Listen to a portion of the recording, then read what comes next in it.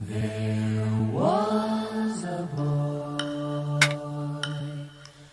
a very strange enchanted boy. They say he wandered very far,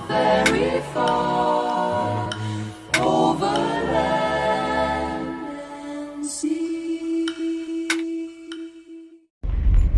Hey, what's up, good people? It's fresh off the job site, headed home. But something just dropped in my soul.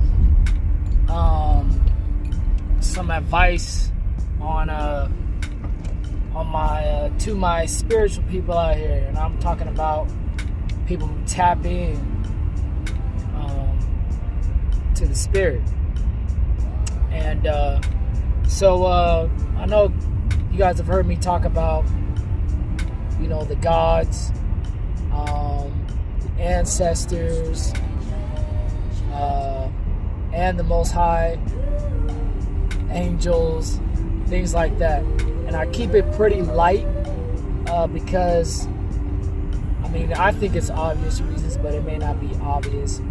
But for one, I like to just kind of lightly talk about stuff, just to put it on people's conscience, even if whether they agree or disagree.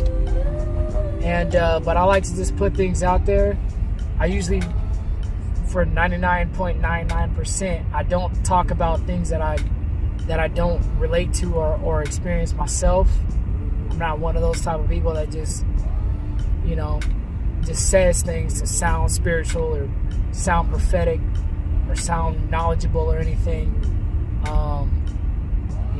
So with that being said, I wanted to just give some advice to my highly spiritual people that are out here. This may be advice for right now or for 5 years from now, but we have to understand, especially as melanated people. Well, not even melanated people. I retract what I just said, because not all melanated people are the same. But as people of the Most High, I'll say it like that. As people who worship the Most High, I call them Ahawa. You got people that call the Most High different names in different regions. But when you are tapping in spiritually, and the way that you tap in spiritually is not just by, there's multiple ways you can tap in spiritually. I'll say it like that. The way that my life has gone is he has had me tap in spiritually by making me extremely prophetic, and so I've had to sacrifice a lot of my physical life, wealth and family time and things like that, which set me up spiritually. So it was like challenges that I had to accomplish, whether I knew or not, that gave me spiritual access, period, and there might be some of y'all out there that can relate to that. But not only that, you also have to fast and pray. But there are even right ways to do that and wrong ways to do it. So you fast when... I don't really fast to get answers. I just fast when I feel it on my spirit to do it. That's kind of how I operate in my life in general. But when you set yourself up like that, through getting in touch with the spirit, one couple things you have to understand is that you have a scent. Your scent changes just like in the physical realm. If you're working all day, you're going to smell a different kind of way than if you're not working all day.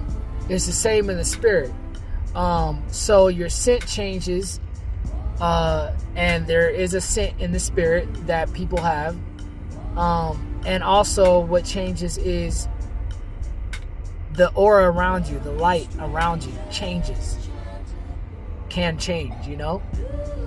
And so what that does is that attracts it attracts spirits, it attracts gods, it attracts angels, it attracts all different things in the spirit. And so where my advice comes in is not everything that you attract in the spirit is good. So you have to test that. The way that I test it is I go to the Most High first. And so like if a God comes to me, say this God is similar to a Hindu God or whatever, and talks to me and appears to me and I have an experience, you really do get shook. It's just like how it's written in scriptures, like you do get kind of shook. I haven't fainted or anything, but it's just like it's a shock. But when that happens, afterwards, usually for me personally, is afterwards, I'll go to the Most High and be like, yo, was that okay? Did you set that meeting up? Was that from you? Because a lot of things is that one of the things that has to leave your psyche is fear. You can't be scared to have spiritual experiences outside of what you think is okay. You have to empty your cup when it comes to spiritual matters, because a lot of us grew up in Christianity where everything is evil and all these things, and oh, you're seeing this, oh, that's evil, oh, don't touch that, oh. So everything's evil, so then you have no spiritual experiences. So when you hear somebody like me talking about spiritual experiences and gods and these things, you automatically think evil. And what you're doing, especially if you have an audience, you're stopping other people from having access to the spirit. And so we have to be careful with that, especially coming out of religion, whatever religion you came out of. You have to empty your cup and reset yourself to see what the Most High calls evil and what He calls good. So if He sets up an appointment and allows a spirit, a good spirit, to come in and put you up on game or whatever, you always go back and you always revert back to the Most High. And if He okays it, you ask for confirmation. And that's the thing about relationship. So it all starts, everything stems off a relationship with a Hawa, with the Great Spirit. Everything starts off relationship with that. If you have relationship with Him, with that predominantly masculine energy, then you don't have to fear whether you are in righteousness or not, because He's not going to put that fear on you. That fear is put on you and us by religion. And so, so always go to the Most High. Don't be scared to have spiritual experiences that you may not be used to. Because honestly, if it's a demon, you're going to know how you feel about the experience. But obviously that comes from discernment and things like that. So, so that's my spiritual advice that I just felt like sharing. So I don't know who needs to hear this, but I'm putting it out there in the atmosphere, putting it out there in your conscience. And don't be scared. Don't have fear.